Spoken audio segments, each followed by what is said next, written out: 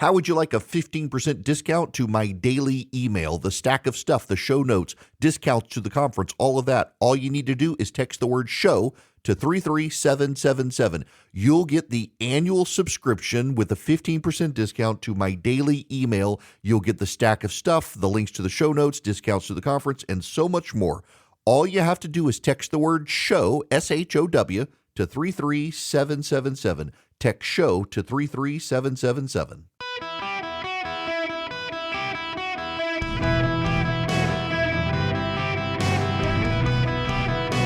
Welcome to the Eric Erickson Show podcast, Hour 2.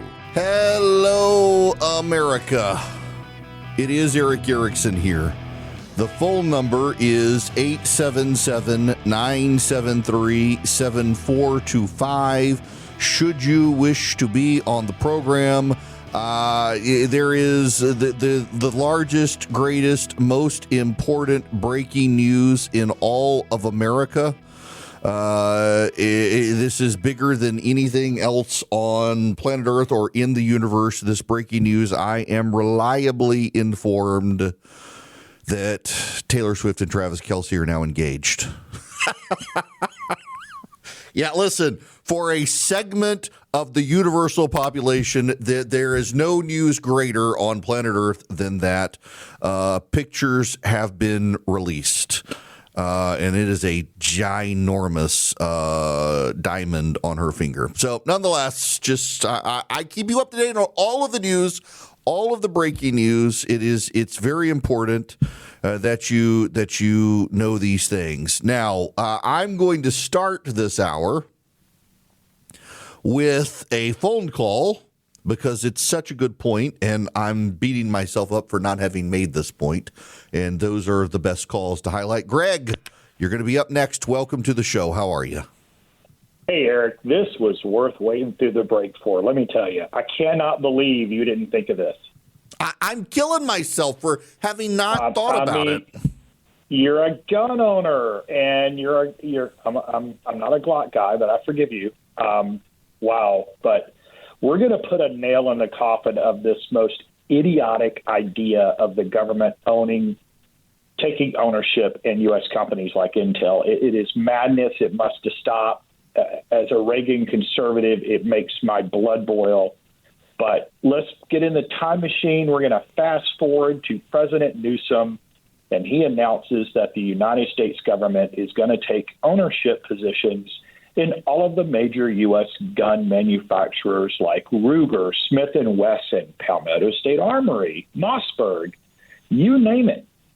And then they're going to start to vote, and wow, you can only get a 10-round magazine. And the AR platform rifles disappear from the market. I mean, it's Greg, it's for national security. It's coming. It's for national security, Greg. Security, absolutely. It is. Lutnick is the biggest boob in the government. The guy has got to go. Yeah, amen. Man, I again, I'm kicking myself, but now I'm going to steal this. I'm going to give you credit for it, though. I do want you to know.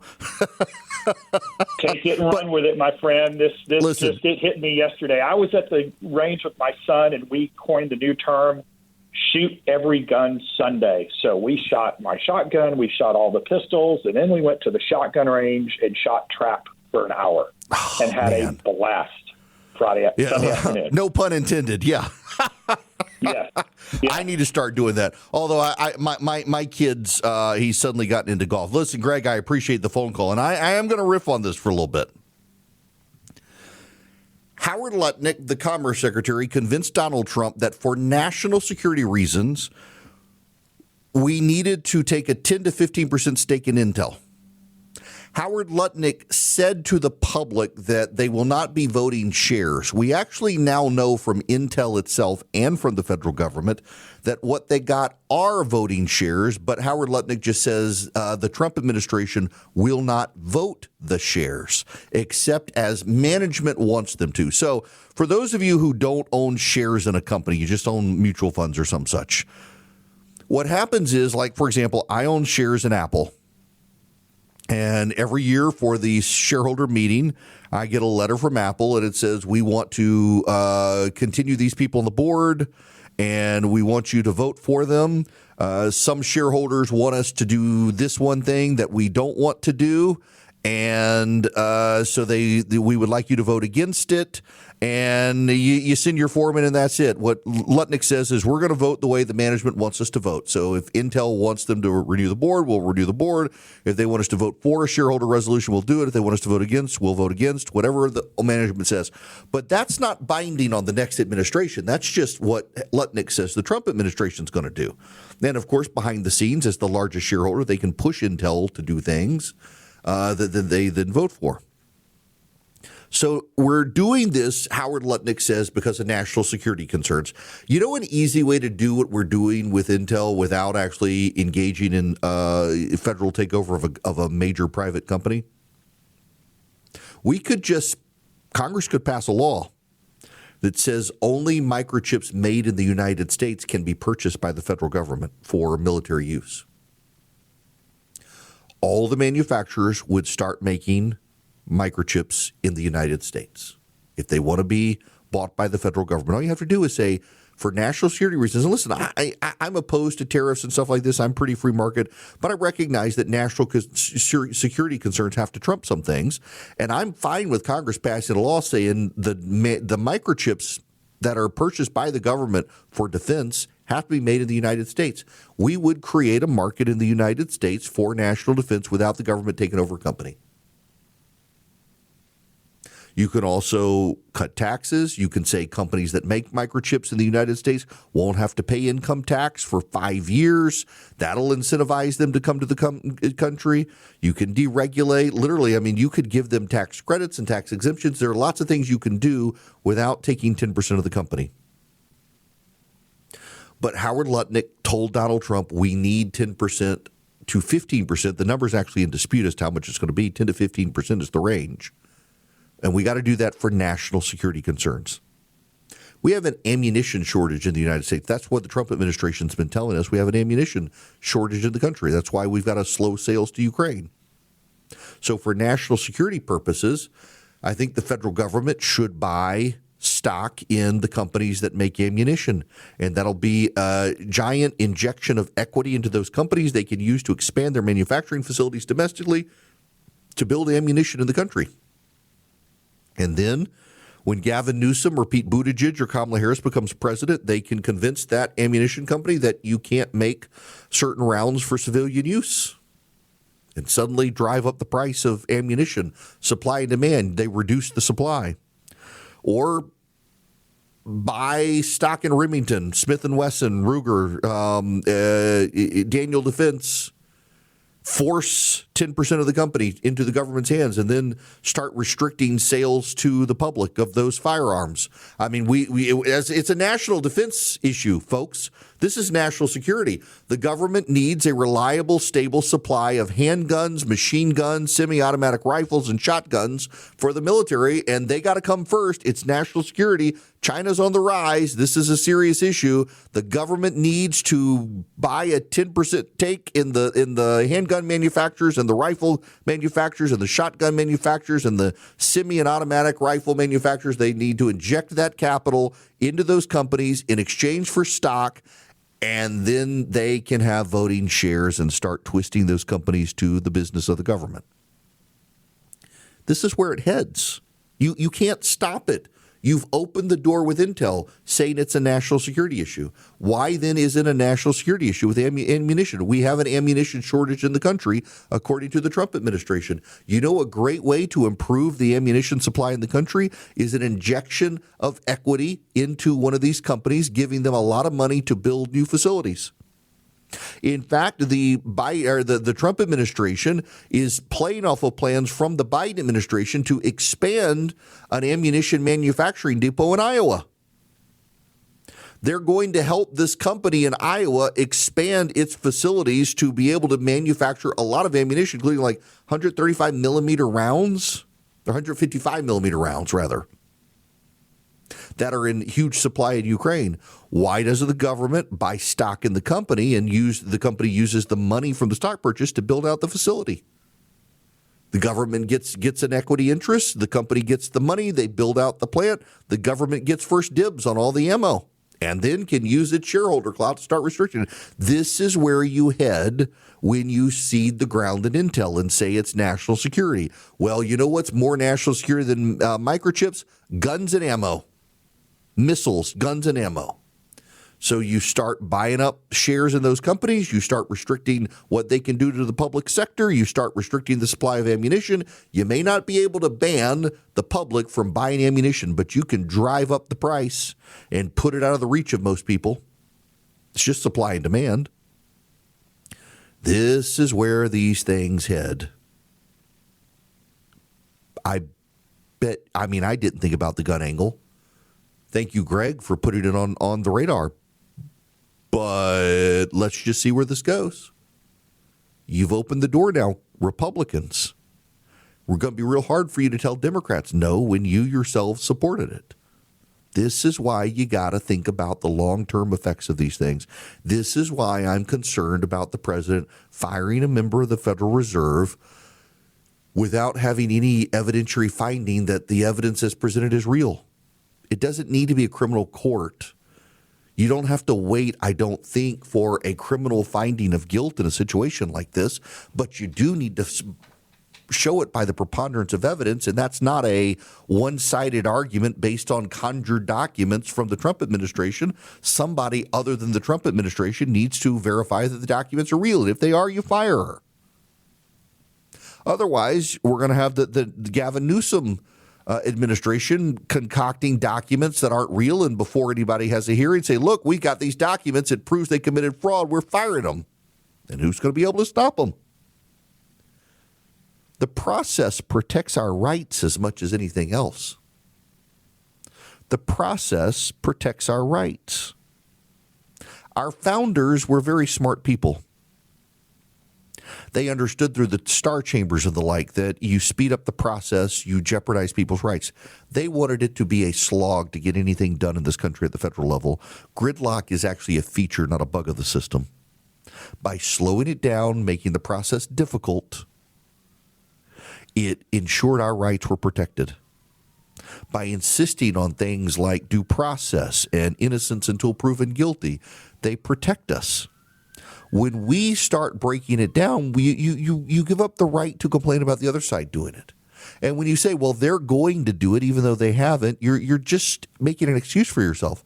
And when you say they have already done it, you need to show the examples and distinguish and nuance. Is it the case? And this gets back to the flag example. The number of people online saying people are going to jail for burning pride flags. You're right. A guy in Iowa was sentenced to 15 years in prison, not months, years in prison for burning a pride flag. He stole it from a church and set it on fire. He stole it. It wasn't his. That part of the story gets left out. The kids who left the tire tracks on the pride flag crosswalk, they damaged public property.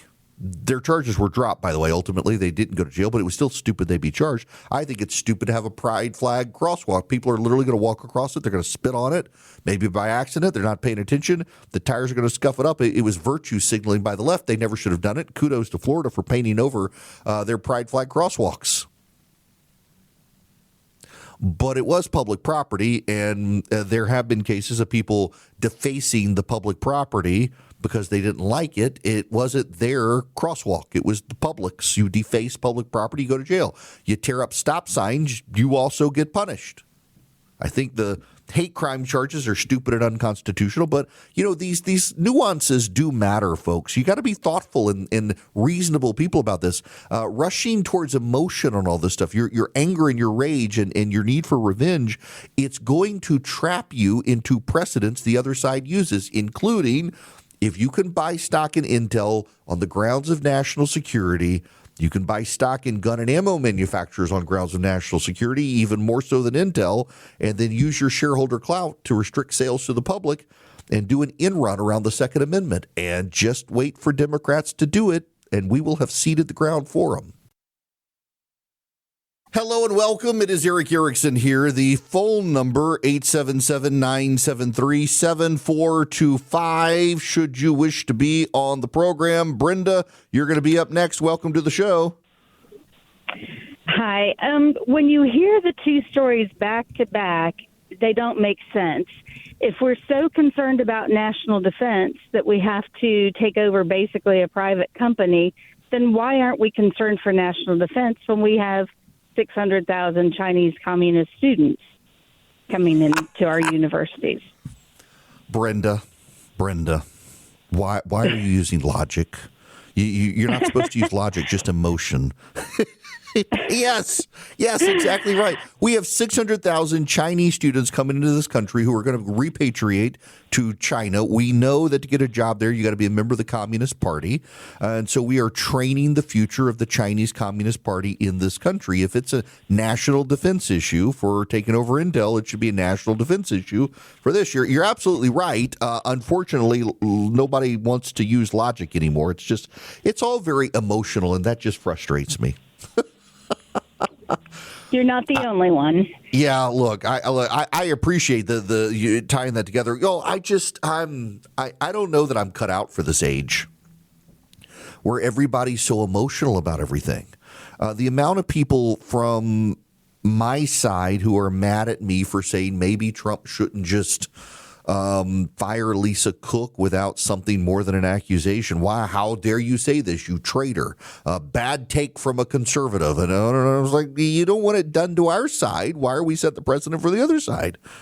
Why do we want to keep 600,000 Chinese students in the United States, but then we need to control Intel for 10%? And all, it's all based on emotion.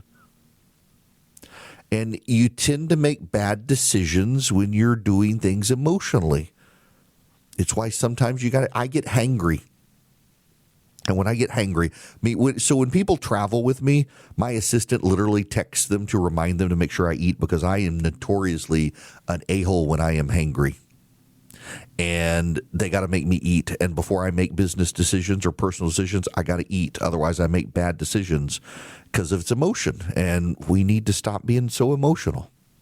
You need to stop being emotional about your technology needs and just let Vision Computer take care of you. Call them at 404-COMPUTE or go to visioncomputers.com and talk to them. They can build you a new machine. They can upgrade your current machine. They can take everything on your existing machine, as long as it's Windows 11 compatible, move it to your new machine, have it all set up the way that you have it already. So it's like you get your old computer back, but everything just works faster and better. They can service your machines. If you're got a managed IT service for your company, they can help you with that. Call them at 404-COMPUTE or go to visioncomputers.com. Call them at 404-COMPUTE or visioncomputers.com. Tell them Eric sent you.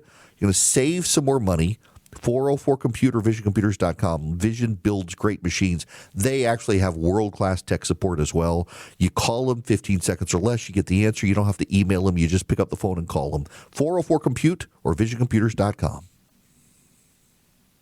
Hello there. It is Eric Erickson here. We have a mild respite from any news about Donald Trump for probably the rest of the day.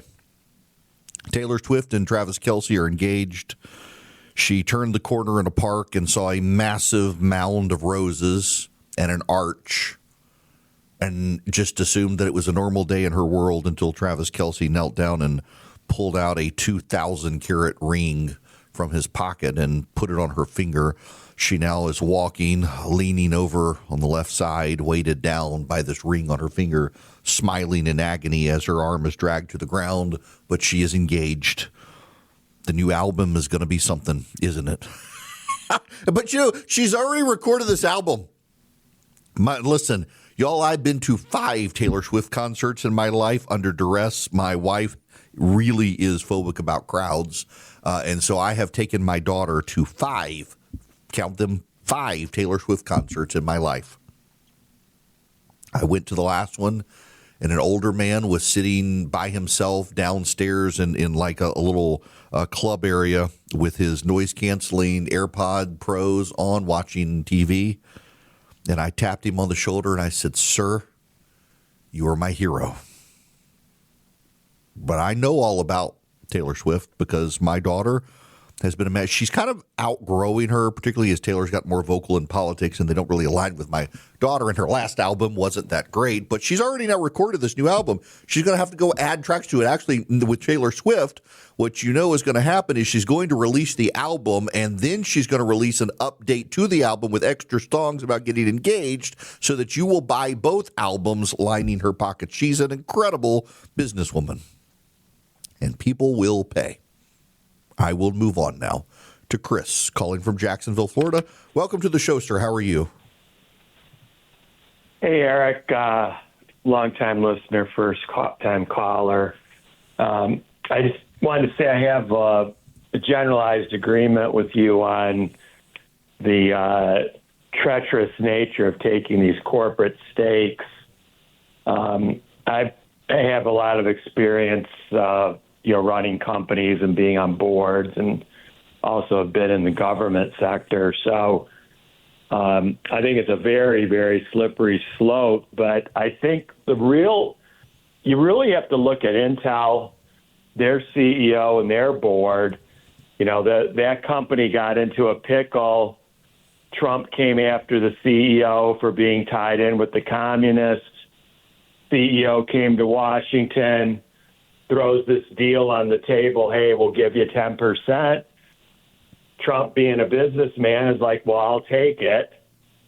At this point, I think the best the country can make out of this deal is to say there was a notion that Bessent and some others and some senators have been forwarding of creating a separate trust fund for these type of corporate stakes to supplement our Social Security trust fund. So say you take the Intel piece, you take the Freddie Mac and Fannie Mae, a few of those things, put it in the Social Security trust fund. But I think the bigger picture issue is when the Democrats get back in control, they're going to put a lot of pressure on these boards, and these boards are mostly full of very weak people that just fold because they want to keep their board fees.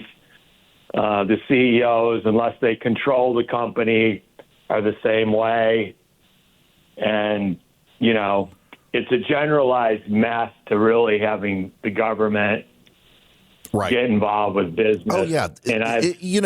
So let's take the sovereign wealth fund in Norway as a good counterexample of what's going on. And by the way, this goes to the larger issue. If they want a sovereign wealth fund, they want to grow it. I think it was Kevin Hassett actually yesterday on CNBC mentioned that it could go towards paying down the debt or solving the Social Security trust fund problem. Yeah. In the Norwegian one, because there's so much corruption out there when it comes to sovereign wealth funds from Saudi Arabia and elsewhere, the way the Norwegians are set up is it's got to be run by the central bank, which is set up like our Federal Reserve, independent of politics as best it can be.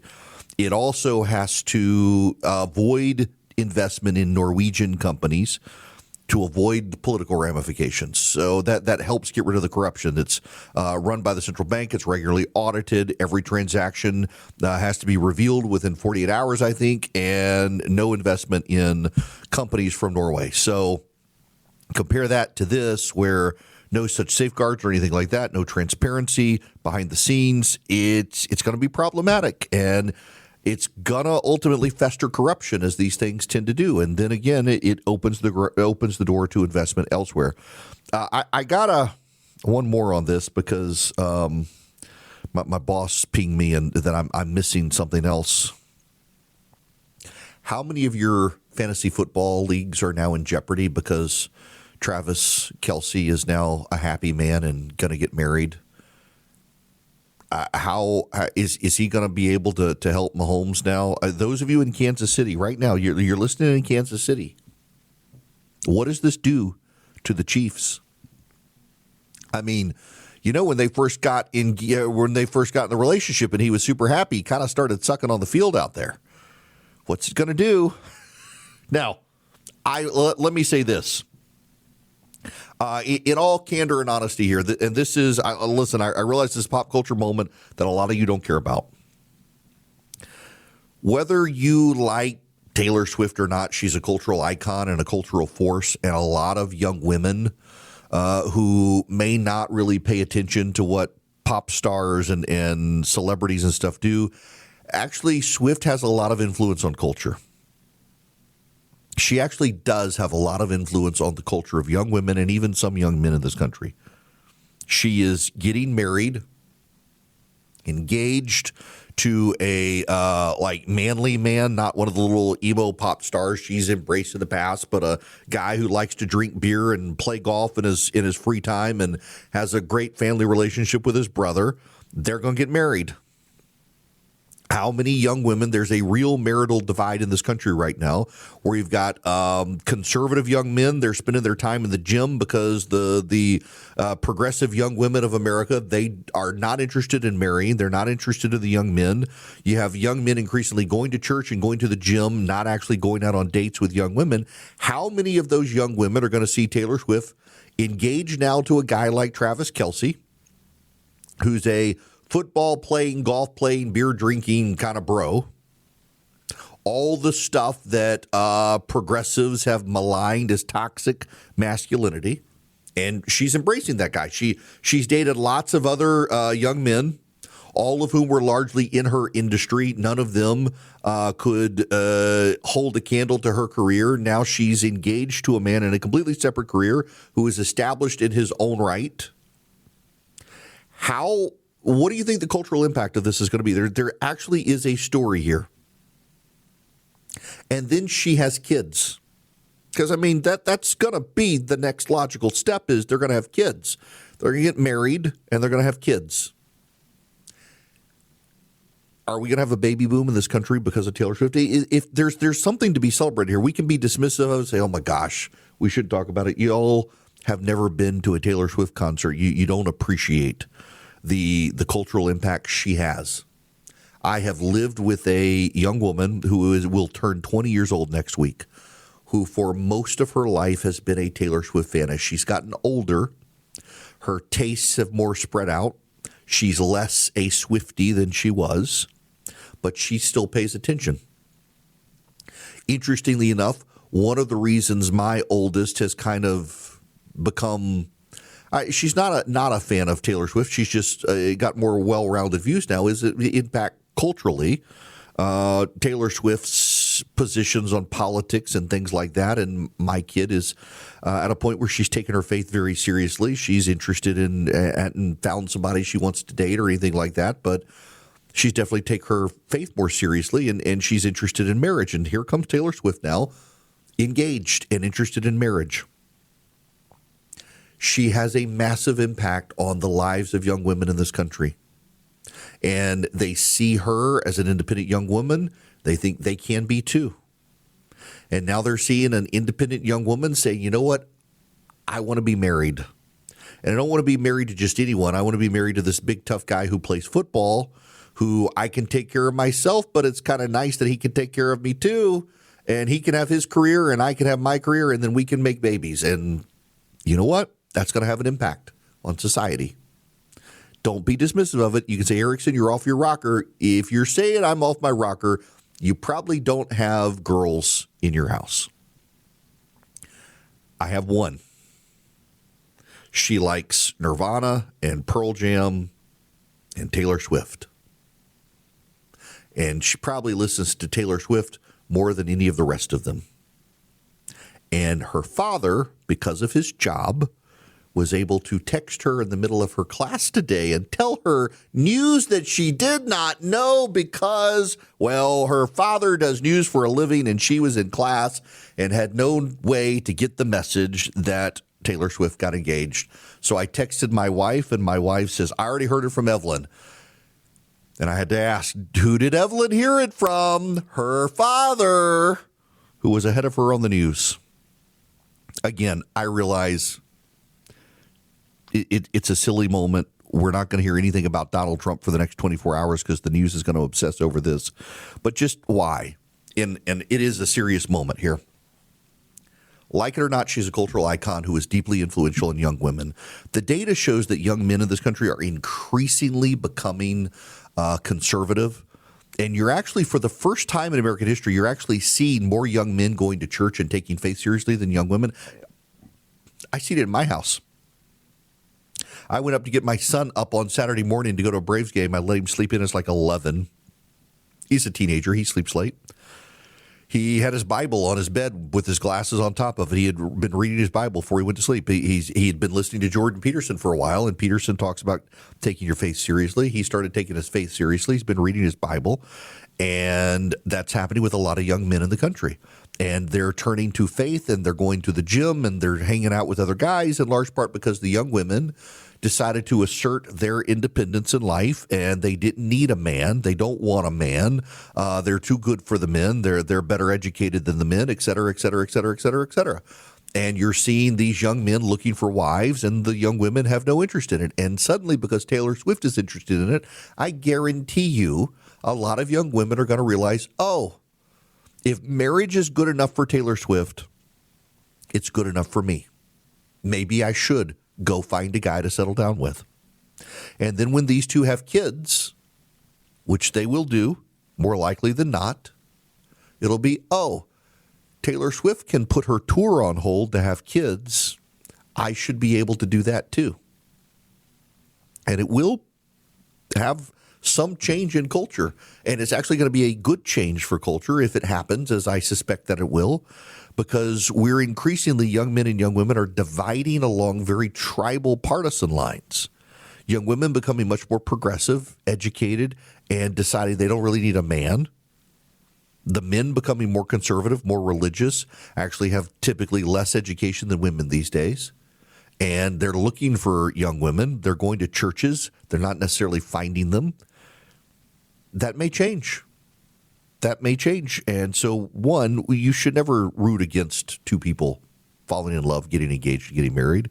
But two, this actually is a culturally significant one, given who she is and the influence she has on the lives of a lot of young people in this country. So absolutely wish them well and hope that maybe it gets young women and young men back to dating and getting married and having kids. It'd be good for society to have more married families with kids.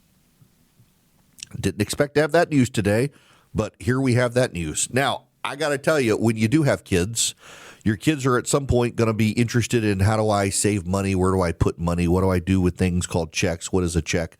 That's where Old Glory Bank comes in. If you go to oldglorybank.com/smart, they have a curriculum you can use with your kids as part of a homeschool curriculum or around the dinner table to help them get educated in their finances. oldglory.com/smart. There's no cost to it, by the way.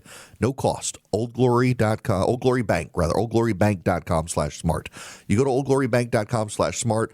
You have all the resources from Old Glory Bank that you can help educate your kids on how do you make money, how do you save money, how do you grow money, how do you handle investments, what's a bank account, how do you get a bank account, what's the difference between a checking account and a savings account, and what's the use of them, and how do you acquire debt and build credit and pay off your debt and things like that. It's all there, oldglorybank.com/smart. And then when they need a bank account, they can get one from Old Glory Bank.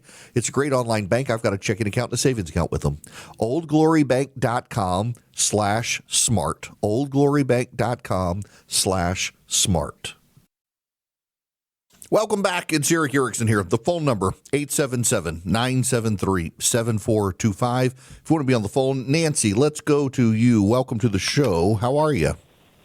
Hi, I'm doing great. How are you? Great. Well, yeah, I was appreciating your comments on Taylor Swift kind of inspiring another generation of girls to actually get married, even if they can be independent and so forth. I'm a pastor's wife.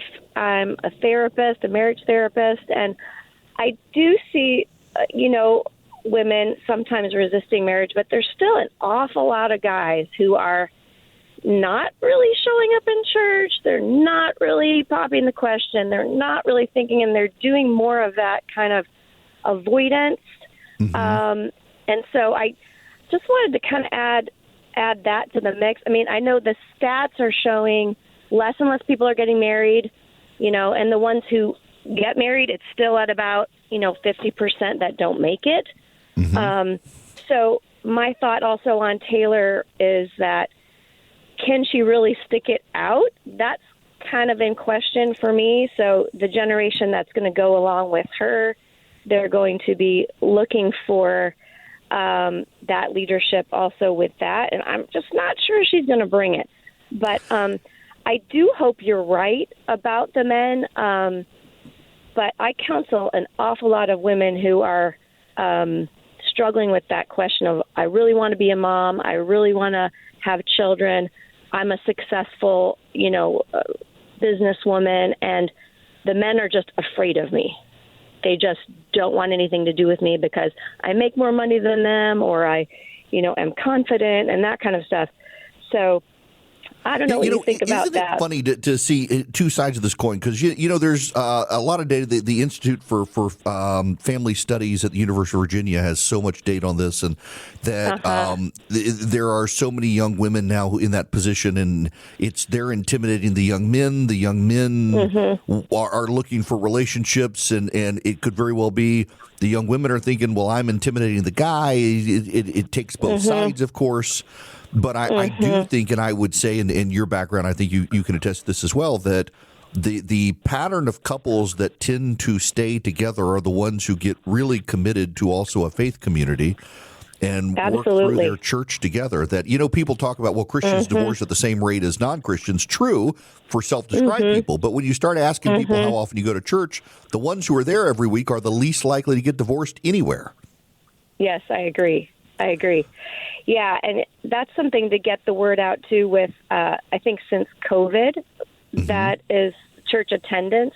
Some people left and never came back. And if they're self-sufficient, they tend to kind of stay away. And then once they have a need, they're not embedded in a community already. Right. And so they really suffer. They suffer from lack of help, but they also suffer from lack of being able to give and offer their gifts and offer their just the rewarding elements of being part of a community like that. But Nancy, I got to let you go there. We got about 15 seconds, thanks. But thank you very much. Folks, I mean, get in church, get plugged in, get married, have kids. It builds a stable society. It actually does build a stable society. When we come back, crime in Chicago.